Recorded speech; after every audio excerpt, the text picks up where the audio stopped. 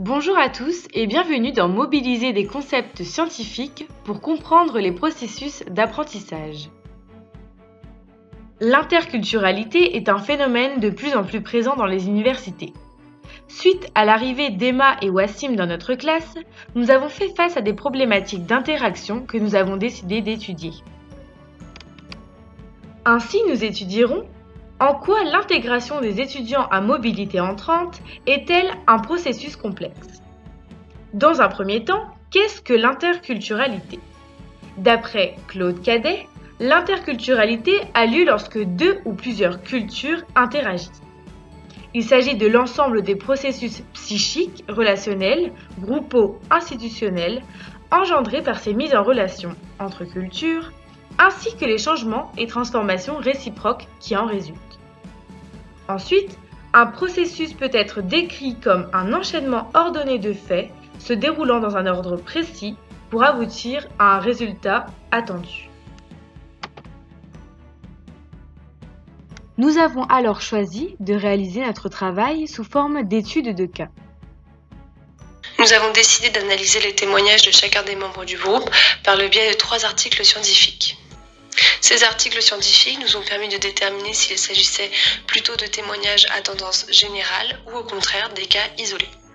Le premier article s'intitulant « Mobilité internationale et adaptation interculturelle, les étudiants voyageurs européens », rédigé par Elisabeth Murphy-Lejeune. Nous avons ensuite retenu 2 articles sur Kern, issus de l'œuvre Ella. Le premier écrit par Laura Diamanti en 2011 et le second écrit par Maddalena De Carlo en 2013. Premièrement, évoquons le cas d'Emmanuel. Cet étudiant n'est resté que quelques jours en France. En effet, il évoque le mauvais temps, les cours en ligne, mais aussi la difficulté de s'intégrer et de discuter avec des Français, et pour finir, son milieu de vie en résidence étudiante. Pour le cas d'Emmanuel, on remarque que l'adaptation n'a pas abouti à une réussite. Dans les articles scientifiques, on évoque le fait que le séjour de l'étudiant à l'étranger peut constituer un moyen efficace de décentration culturelle et de transformation de l'identité personnelle, linguistique et culturelle. Cependant, certains individus sont totalement déstabilisés puisqu'ils ne partagent ni une mémoire, ni un horizon commun avec le groupe au sein duquel ils cohabitent. Si le contraste est trop important avec la culture d'origine, alors il se crée une déchirure ainsi que de l'incertitude chez l'étudiant. Ces 2 témoignages mettent... Je m'appelle Emma et je suis italienne. Je suis arrivée ici il y a plus de mois, ici à Brest. Et en Italie, je vis à côté d'une ville qui s'appelle Reggio Emilia. Et à Reggio Emilia, j'étudie les sciences de la formation primaire. Et les méthodes d'enseignement ici sont très différentes dans mon cité et dans ma université. Les contacts élèves-enseignants et le travail de groupe sont privilégiés. Et contrairement à mon université où les classes sont très nombreuses, donc il n'y a pas beaucoup d'interaction entre les 2 parties et rarement un travail de groupe est proposé. Une autre différence est que les cours pour chaque semestre sont très nombreux. Il est donc difficile de tout suivre, aussi parce qu'il recevant beaucoup d'exercices et de devoirs. Mais dans mon université, il y a peu d'examens par semestre. Cependant, l'étude du livre est privilégiée et les devoirs sont rarement donnés. Par conséquent, la difficulté pour moi ici est de suivre tous les sujets et divers travaux de groupe avec différents camarades de classe. Et un autre différent est que dans mon université, il y a moins d'heures de fréquentation et la fréquentation n'est pas obligatoire. Donc, vous avez un peu plus de liberté. Mais ce n'était pas très difficile de s'adapter au nouveau rythme. Et oui, l'éloignement avec ma famille a un impact sur ma motivation. Mais d'un autre côté, cette expérience me permet d'être plus indépendant et d'avoir plus de temps pour m'organiser et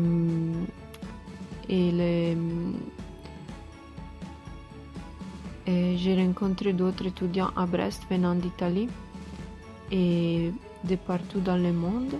Donc, c'est pas un problème pour moi de ne pas avoir ma famille parce que j'ai connu beaucoup de personnes qui sont très sympas et gentilles avec moi. Bonjour, je m'appelle Galilea Ceron, j'ai 21 ans et je viens de l'Équateur. Ça fait 3 ans que je suis ici à Brest et en France également. Je ne sais pas si j'ai un souvenir marquant d'une situation de choc culturel. La seule chose qui me vient maintenant à la tête, c'est que, bon, c'est un peu bizarre, mais quand je suis arrivée en France, je ne savais pas que la salle de bain et les toilettes étaient séparées. Oui, j'étais un peu choquée, c'était un peu bizarre, c'était un peu inconfortable, mais bon, maintenant je suis habituée, c'est logique. Oui, au début c'était un peu difficile de m'intégrer, de faire des connaissances, surtout parce que je parlais pas la langue. Et ici en France, les Français parlent pas trop bien anglais, ou au moins ils sont pas à l'aise. Le conseil que j'ai pour les futurs étudiants étrangers, c'est que il faut être ouvert d'esprit. Je sais pas si ça se dit. Et il faut accepter qu'au début ça va être difficile, mais que ça va aller à fur et à mesure, que après quelques jours, après quelques semaines, ça va être mieux. Et il faut essayer d'intégrer des groupes de WhatsApp, de Facebook et de sortir avec des autres étudiants Erasmus par exemple.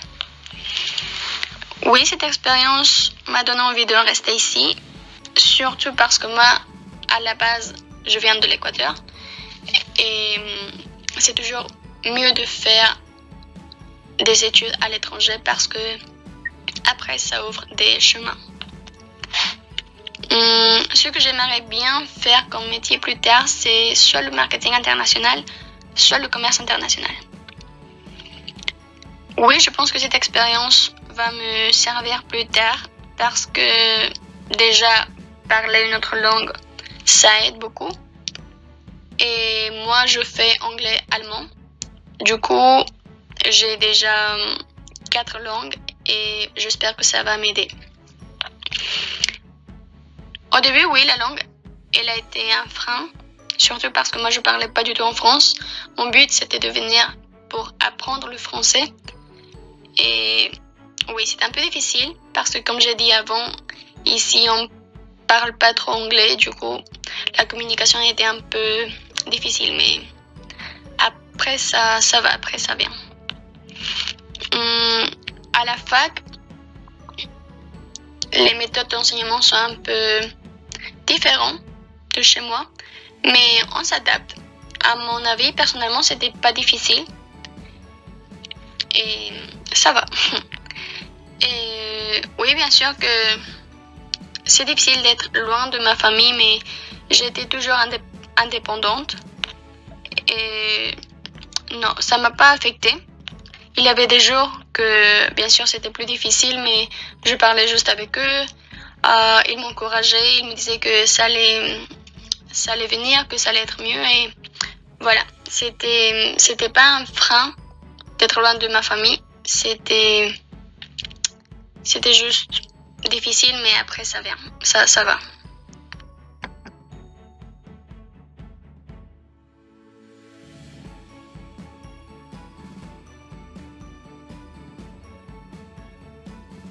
Bonjour, je m'appelle Wassim Edipin Ali, j'ai 25 ans, je suis algérien.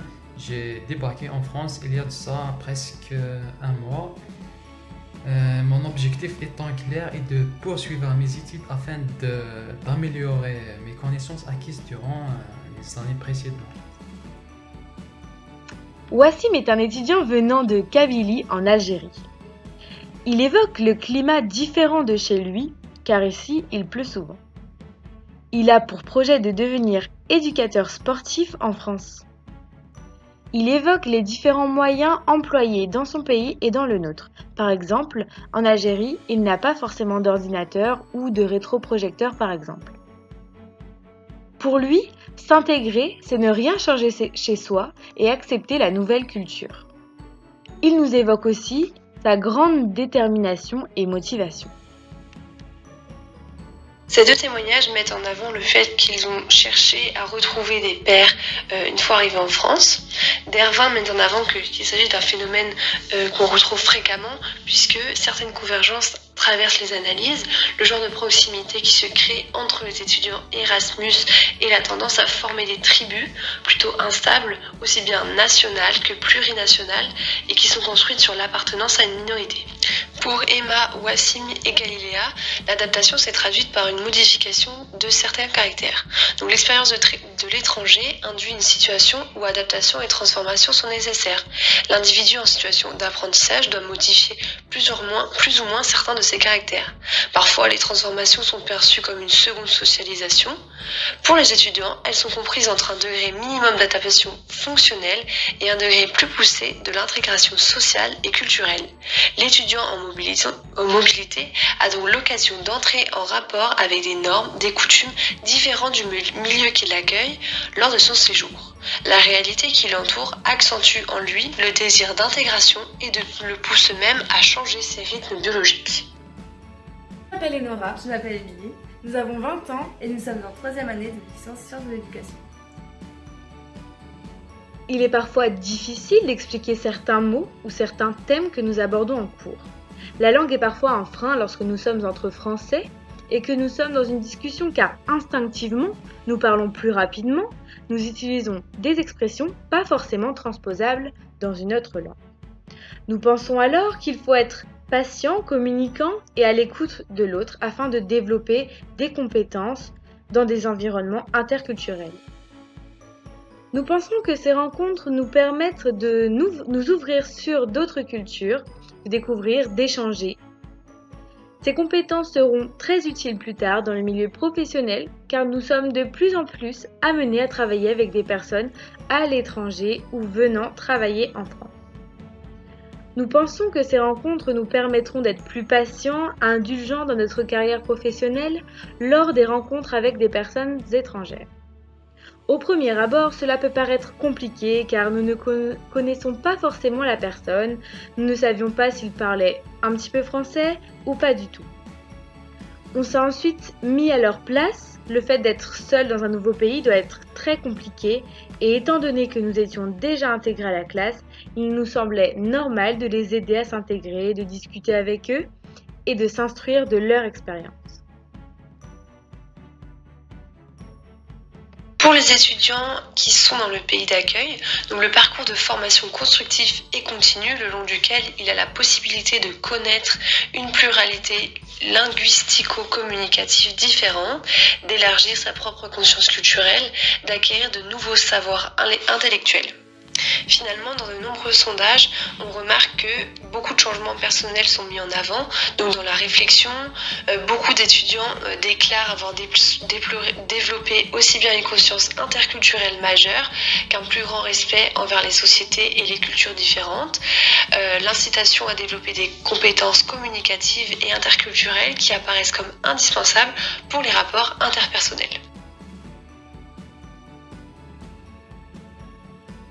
Nous nous sommes mis d'accord sur le thème qui nous semblait intéressant puisque nous étions nous-mêmes par notre groupe dans une situation de rencontre, d'adaptation face aux différentes cultures. Nous avons ainsi chacun fait une présélection des textes scientifiques en cherchant sur différents sites et en appliquant des critères particuliers. Nous avons retenu que les articles et les ouvrages en français qui évoquaient l'interculturalité en études supérieures. Emma s'est chargée de contacter, récolter et traduire les réponses des étudiants Erasmus. Enora s'est chargée de créer le diaporama, de réaliser toute la mise en forme du montage, du reportage. Émilie a analysé les textes scientifiques et prélevé les passages importants, justifiant les expériences expliquées par les différents membres du groupe. Wassim, quant à lui, nous a fait part de son expérience et nous a transmis ses vidéos. Il est vrai que c'est plus compliqué car il a plus de difficultés avec la langue française. Ce projet a été enrichissant, constructif pour tous les membres du groupe. En effet, nous avons tous découvert les cultures de chacun, les ressentis face à cette intégration de nouveaux étudiants dans la classe. Cela nous a également permis de découvrir la vision de la fac et de la vie à Brest des étudiants arrivant en France.